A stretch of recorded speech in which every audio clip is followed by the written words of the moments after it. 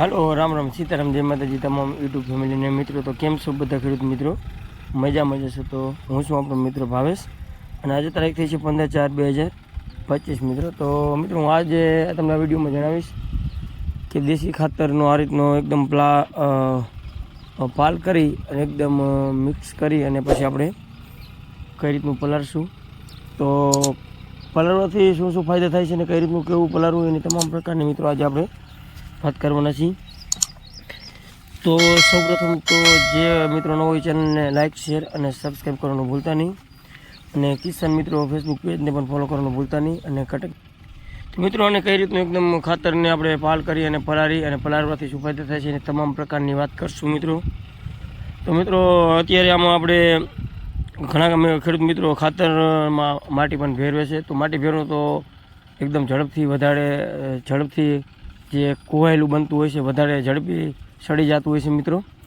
તો મિત્રો આમાં આપણે કોઈ માટી ભેરવી નથી, આમાં આપણે છાણિયું ખાતર અને લીંડિયું ખાતર બે જે મિક્સ કરેલું છે। તો મિત્રો હવે વાત કરવા જઈએ કે આપણે એકદમ ખાતરને આ રીતનું અવર મિક્સ કરી નાખવાનું, જે છાણિયું ખાતર અને લીંડિયું ખાતર હતું એ બેને એકદમ મિક્સ કરી અને પછી આને એકદમ સરખો એકદમ ઢગલો કરી હું તમને પાછળ દેખાડું છું આપણે કઈ રીતનું આને પછી પલાળવાનું। તો એકદમ હરખું કરી અને આને આપણે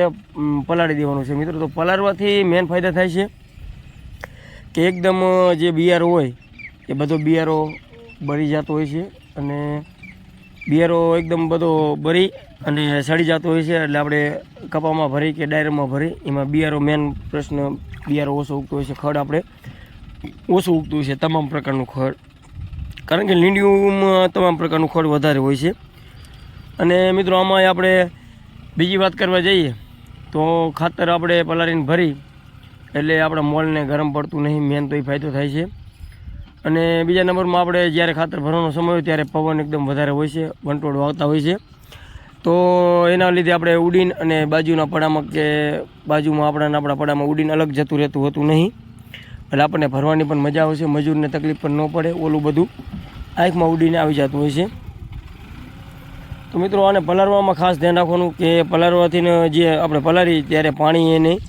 નીચે નીકળવું ન પડે। હંમેશા જો પાણી ખાતર નીચે નીકળી જાય, જે એનું મૂત્રાળ હોય જે ખાતરનું જે આપણે પછુનું જે ઘેટા બકરા કે ગાયું ભેંસુનું એ મૂત્રાળ જો નીકળી જતું હોય નીચે તો આપણે ખાતરનો કહ ઓછો પડી જતો હોય છે। એટલે મીડિયમ પલાળવાનું, જે નીચે પાણી નીકળી જાય નહીં, ભલે એકવાર પલાળો અથવા બે વાર પલાળો પણ માપસર પાણી જવા દેવાનું અંદર, જે નીચે પાણી પગોની આજુબાજુ થાય તો પાણી બંધ કરી દેવાનું મિત્રો। અને હવે તમે જોઈ શકો છો કે આ રીતનું આપણે પલાળવાની કામગીરી શરૂ કરી દીધી છે।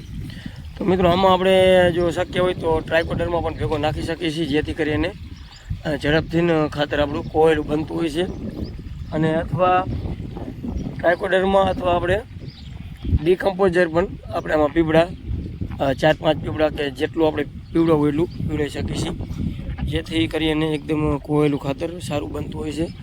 તો મિત્રો આ રીતનું પલાળી અને એકદમ આપણે કમ્પ્લીટ તમે જોઈ શકો છો કે એકદમ પાલ કમ્પ્લીટ કરી નાખ્યું છે અને આ રીતનું માપસર ફરતી બાજુ પલાળી દેવાનું। તો આ નળી આપણે આ રીતની રાખવાની, પછી અડધી કલાક જાય તો એને નળી ફેરવી નાખવાની। અને મોટરનું પાણી હોય તો એકદમ ઝડપથી 5 થી 10 મિનિટમાં જ આખું ખાતર બધું પલળી જતું હોય છે, પણ આપણે આ ડ્રીપમાં પાણી ચાલે છે એટલે આપણે આ રીતનું અત્યારે પલાળી છીએ માપસર અડધી કલાકે નળી ફેરવી નાખવાની। તો મિત્રો આ વિડીયો કેવો લાગ્યો કોમેન્ટમાં જરૂર જણાવજો અને આવા જ અવનવો વિડીયો જોવા માટે અમારી ચેનલને લાઇક શેર અને સબસ્ક્રાઈબ કરવાનું ભૂલતા નહીં। તો આજે બસ આ વિડીયોમાં આટલું જ, વિડીયો જોવા બદલ તમામ ખેડૂત